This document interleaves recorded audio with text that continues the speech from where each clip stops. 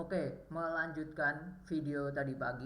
Jadi, bagi teman-teman yang belum menonton video tadi pagi, sebelum lanjut ke sini lebih baik saya sarankan buat nonton dulu video yang tadi pagi, karena yang video tadi pagi saya sudah menjelaskan eh, indikator-indikator apa dan kenapa saya memakai indikator-indikator ini, dan sedikit ulasan keuntungan dan ya kekurangan dari saham-saham yang sudah dibahas. Ada Arna, BJTM, ERA, HMSP, HRTA, MARK, PALM, dan PSSI PUR. Nah, untuk video kali ini saya akan membahas selanjutnya itu ada PZZA sampai TOTL. Oke, kita mulai yang pertama itu PZZA.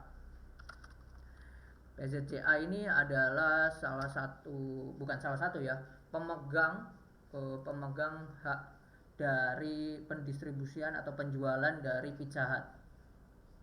Kalau melihat dari kasus waktu COVID-19 kemarin, mereka sempat sampai berjualan di pinggir-pinggir jalan. Tujuannya apa? Ya murni untuk mendapatkan revenue, untuk mendapatkan income. Nah, kalau kita lihat di pendapatan 2022 ini, Q1-nya yang baru rilis tuh belum bisa dikatakan, belum bisa membantu lah mengkontrol. Dari sini aja kita bisa lihat bahwa perusahaan ini belum stabil, belum kembali ke tracknya sebelum Covid. Market cap-nya di bawah 2T, 1,6, dan harganya sejak awal tahun itu di angka 650-an, sekarang di 540-an, atau turun udah 20,59%. Mungkin yang jadi persoalan adalah bisa nggak perusahaan ini tetap sustain dan nantinya melampaui dari laba-labanya sebelum COVID-19. Nah, yang jadi permasalahan adalah besarnya biaya dari biaya sewa dan lain-lain dari outletnya mereka. Karena ya Pizza terkenal dengan menaruh atau bertempat di tempat-tempat yang strategis, tempat-tempat yang mudah terjangkau, dan bukan kadang ya, harusnya mempunyai biaya sewa yang tinggi dibandingkan tempat-tempat yang lainnya.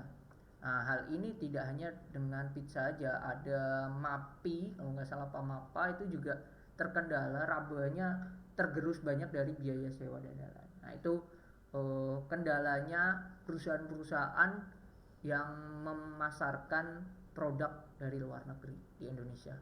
Oke, selanjutnya ada Sido. Sido ya sudah pada tahu, yaitu Sido muncul eh, yang kemarin labanya Q2 ini tergerus lumayan banyak, labanya tergerus banyak, dan berakibat harganya turun dari 900-an sampai ke sekarang di 770. Kalau kita lihat di awal tahun itu masih 800-an harganya, dan sekarang bisa dikatakan turun 11%. Persoalannya di perusahaan ini, tantangannya adalah perihal dia bisa nggak mendapatkan income selain dari produk dari jamunya itu. Nah, hal itu dia bukan bermaksud ya, dia mengantisipasi dengan memunculkan produk-produk baru dari Sido yang tujuannya tentunya akan membuat labanya akan terdongkrak. Nah, di 2020 dia udah meluncurkan dalam bentuk vitamin-vitamin selain jamu. Nah, cuman kalau melihat dari datanya itu belum terconfirm atau belum bisa dijadikan patokan lah bahwa produk-produk baru ini tuh bisa kok mendongkrak. Kalau kita lihat dari datanya, Q2-nya sangat anjlok banget di 2022 ini. Mungkin bisa dikatakan saham ini itu sudah memang titik peaknya itu di angka 1000-an something itu tadi. That's why dia sudah over value, dan bahkan saya sempat bahas di video ini tentang Sido muncul itu, menurut saya kalau bisa dikatakan murah itu kalau harganya 500. Itu untuk Sido. Tapi kalau dari pergerakan harga sahamnya yang di situ-situ aja, saham ini layak untuk masuk dalam jajaran saham yang digunakan untuk nabung rutin karena harga dari bulan satu ke bulan yang lainnya itu tidak terlalu jauh gapnya, jadi bisa buat nabung rutin. Itu SIDO. Lalu selanjutnya ada DSNG. DSNG ini kita cek dulu produknya apa di Google. DSNG saham perusahaan agrobisnis, hampir mirip berarti dengan Palm tadi di video tadi pagi. DSNG sendiri harganya sejak awal tahun sampai sekarang tuh di 400-an sampai 700. Sekarang 530. Kalau kita lihat dari labanya di 2022 ini naik 2 kali lipat dibandingkan tahun lalu. Sama dengan Palm, mungkin adalah kendalanya di sektor ini adalah sektor musiman, sektor agribisnis. Jadi kalau di saat kondisi CPO atau kelapa sawitnya turun, bisa nggak perusahaan ini mendapatkan revenue yang lebih tinggi lagi, atau bisa dikatakan stabil lah, tidak seanjlok-anjloknya. Nah itu tantangan dari sektor-sektor komoditas. Di saat harganya down, nah biasanya labanya akan tergerus lumayan banyak juga. Nah, jadi pentingnya dalam pemilihan saham saat buat invest itu kita juga harus mencermati saham ini itu layak nggak kalau ditabung selama bertahun-tahun. Itu juga takutnya teman-teman mulai nabungnya malah saat kondisi udah tinggi. Jadi saat nanti udah di angka 5 atau 6 tahun sahamnya anjlok. Jadi teman-teman mendapatkan average price-nya tuh di atas. Nah, itu kesalahannya di situ. Oke, selanjutnya ada saham Demas. Demas ini sektor properti, harganya juga stabil di bawah 250 lah, di bawah 250, dan labanya di tahun 2022 ini naik hampir 2 kali lipat. Market cap-nya juga oke, di atas 8 triliun, dan kendalanya sektor properti ini adalah banyak pesaingnya yang lebih besar daripada Demas, yaitu ada Pakuan, Ciputra, lalu ada BSDE. Nah itu salah satu, ada Sumarekon juga, 4 saham properti yang bisa dikatakan jadi primadona lah. Dan kalau Demas ini marketingnya manajemennya kurang oke dalam mengambil langkah memanfaatkan landmarknya, nah itu juga akan jadi fatal gitu. Cuman mungkin kalau dari saya pribadi untuk harga sekarang itu harga yang murah untuk Demas sendiri. Bahkan Demas sendiri dividend yield-nya itu di angka 8%, which is good gitu. Lalu selanjutnya IPCC. Mungkin IPCC ini akan sama dengan PSSI. Sentimen dari harga komoditas yang pada up, IPCC ini lebih ke pelabuhan, cuman dengan adanya kenaikan dari harga komoditas yang akan berefek juga dengan perusahaan-perusahaan logistik, terutama di kapal, ya pasti akan berefek juga ke pelabuhannya juga. Labanya juga naik 2 kali lipat di Q2-nya, di Q2 2022-nya, dan market cap-nya masih di 1T. Nah, pertanyaannya adalah seperti PSSI tadi ya. Kalau harga komoditas sudah kembali stabil, bisa nggak pelabuhan ini tetap ramai dan lain-lain. Cuman sisi positifnya IPCC ini adalah pelabuhannya sudah modern, sangat modern. Banyak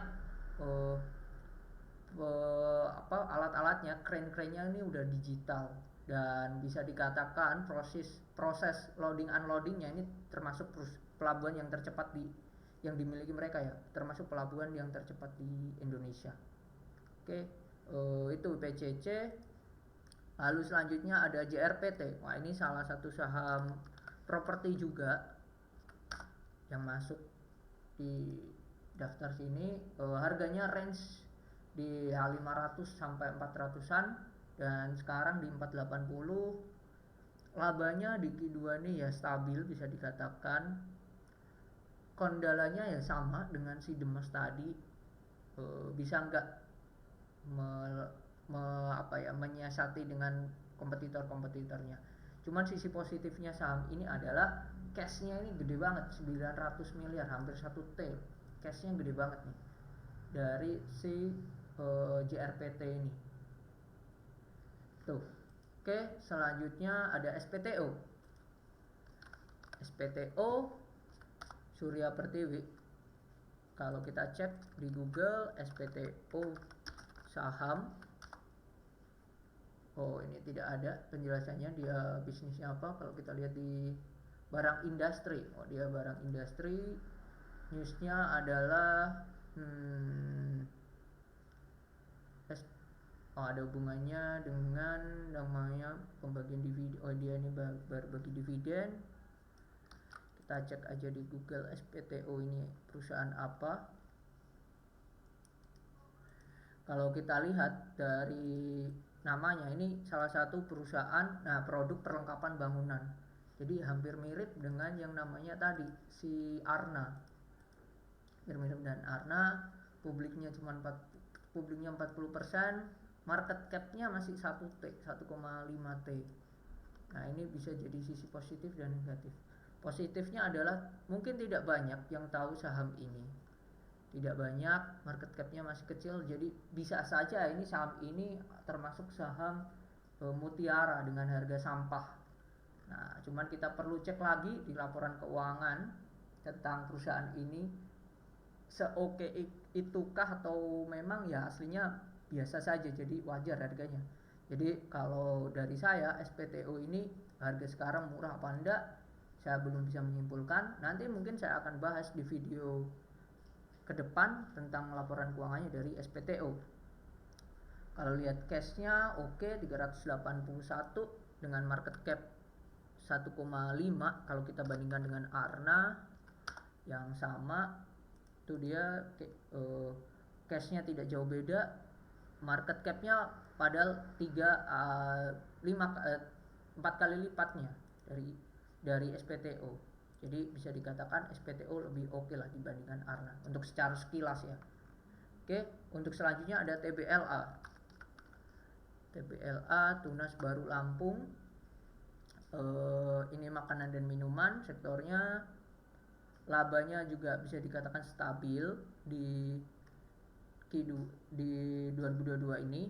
Cashnya 342 miliar, market cap 4T, harganya bergerak di angka 700 sampai 800-an. Ini salah satu saham yang bisa buat nabung rutin juga.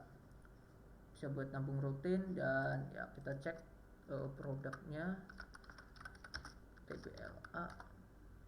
Produknya minyak goreng, sabun, minyak kelapa sawit. Ada hubungannya dengan kelapa sawit. Jadi ada hubungannya dengan komoditas. Jadi ini juga bisa jadi semakin murah akan membuat juga harga produksi mereka makin kecil juga. Oke, selanjutnya atau yang terakhir yaitu ada TOTL, salah satu saham konstruksi swasta. Harganya bahkan di bawah 300 something, udah di bawah 400 malah, di harga 400. Nah, perusahaan ini termasuk perusahaan yang terkenal cashnya gede. Cashnya hampir 1 triliun, sedangkan market capnya itu 1 triliun. Jadi bisa dikatakan duit cashnya ini tuh bisa beli semua sahamnya sendiri. Nah, kalau sekilas dari sini kita bisa mengatakan, wah perusahaan ini powerful, oke banget. Labanya juga oke dibandingkan dengan tahun 2021 di Q2 ini. Cuman tantangannya adalah untuk TOTL ini segmen customernya ini selektif, segmented dia. Tidak semua proyek mereka ambil. Mereka tetap, kalau dari proyek tetap kalah dengan Karya Group, kalah dengan Bika, Waskita, Adi, dan PT PP. Nah ini proyek swasta, dan memang lebih mengedepankan ke kualitas. Proyeknya memang proyek-proyek besar yang bisa dikatakan middle to up lah untuk segmennya kebanyakan.